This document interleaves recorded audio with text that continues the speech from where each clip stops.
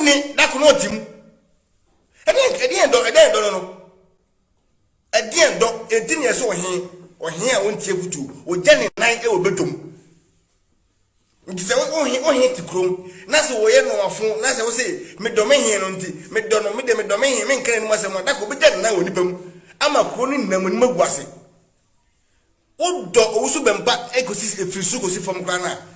And what's the one who said, I dare you know, a very big mistake. Very big mistake. And the canon be say, me have a video too. Or run it back, I don't know none else. Me want a lie or flame me catch them as a minia. Video no obey any day. Why had the papa? Na papa TV video no. Na on ti dem mpo no can say, ade aboy ken no kre. Papa na jet mu, but mo social media no. And mu ku ayi mama say ozu mempa masaka kan ma kwa say MPP any bone. But ona hu say MPP nya ne bone biara. Emrachi wo Ghana. Government ne bet mai bibia ne say de muntie for de ye. Apart from saying be jailu na government bet me you free ono. Police chewa wona wo say we Akufo-Addo no Akufo-Addo for so bomra so. I am telling you say Akufo-Addo ekotwituo. Tie ne ye. Se Akufo-Addo kwa grada afie ho. Na wo kretuo. Na wo twiko dina grada so obeku no. Na grada afre police ye be chi Akufo-Addo e na ko prison. Wo tie mi tie ne ye. Se President Akufo-Addo twituo ekodina grada afie nanim ho. O afa say Canada Japan tutu edi ko dina ga da fie nim so omra no ne nko a ye be chi Canada Japan na kotum omro mra so MPP ntimi nya ho hwe se muni mu a enka ministers ni MPs no mu di sika no senka NDC for ni po 5 na zo ejeli omro enka Mahama ntimi ngo san am ye nyuom emre di wadiw mum ya so mu nyen na me focus of 2022 na yebere mu no ni ntimi to Akufo-Addo nyuma pa na oye no na me focus say papa wusu memba me say opa won e say we so clear say okwa NDC yate ase ko NDC se Akufo-Addo be ya de papa NPP party be ya de papa na say ye be ko opposition na me pese esen say ye be ye no mo fun na ye be ye ho say enso ye say kataso mu aso na party na tena na edi nsim hunu se ya tena so 40 years na se nkwasasam nko na ya eno ye papa MPP tena so 8 years no na nyuma papa ombaye no etimi brati o man Ghana eye more achievement a e be so man ni since e beta so 16 years 24 years 40 years na nkwasasam nko na ye di o man no e fa so be na wo so anaze ekunya na wo transo asese wo ti se wo na wuru Ghana no eno kwa na efe wo yesa na wonya bagemba se wo dwin empuntu ho a e wo se wo dwin se empuntu dwuma hia number 1 esen se ye bekata no maso mumu no maso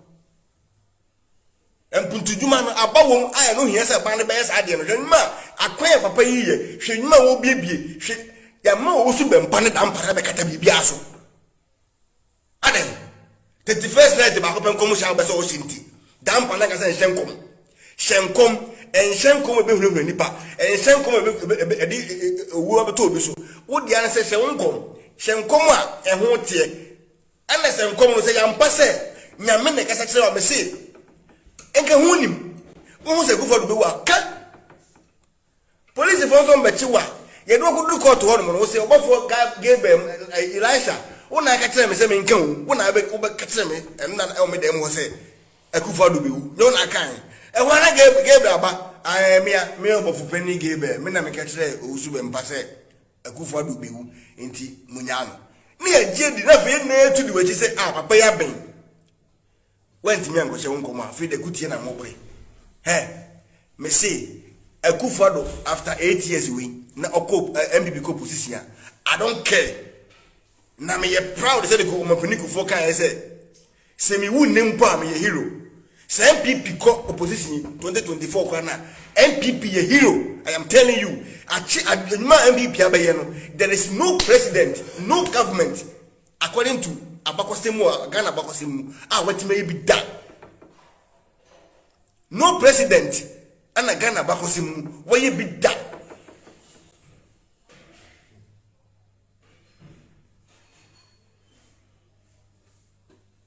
because because tell na nado eba power na amanfo nim se obetimi aye sa no ma wi me ade ba ko ye ya ebro ma dwene mentia so free education Rwanda president ya wa achieve the whole Ghana say kwa no ebedi abosome miensa se ontiase how watimi aye sa adwuma na wa make atimi stay into obeginim de every Ghana akọ ya to say no ma wi na atwene he rainway say oye hwe mama wusu be mpasem wi ana aye yegu akufado ho fi yegu no ho fi ana akufado na dampale wusu be mpaye prophet ko na yabre ko na nado me say MPP party no egu ekọ opposition this year pekrambo if you go say petition say ye omumfiri so a me see MPP party no ye hero say the ompani kufo be di 8 years okọ ya aka ne legacy aka enne na egusu boni di say kufo no MPP ko opposition Ghana for besa afa na nado say aduma obeye ne BC da e bebo ndi papa eno ye papa eno ye achievement more than say who din se muhunu a we party member ntino ni asoso so nti say ye jane sa say onye sa wachina me da ase na adwuma no kure because ye jane owusu member case ye jane sa thank you Lydia ye jane sa ana wachina MPB nso hwe sosu ko ye demonstration wo din kwasasem hwe kotuma o twana ho dwane kwatete na ya sama order o ye MPU o ye man kade MP ko din kwasasem ye chi no o ye be chiw o ye man wo man na wo se ndi wo se ja o wuzu bempa e wo de wo koye no ho a wa china se MP bi nso twituo e ko dina obi kwa no ko esa de we ya ye be dina china na mumi nya hypocrisy mumi nya atwum na ye no na mumi so utumi do obi ya ye nkanasam o do obi so probi asem a di nipa ne ye nya kura na wansem penasem na nado so mo be ka ya political zone so ametimba e be ka se metimba ka se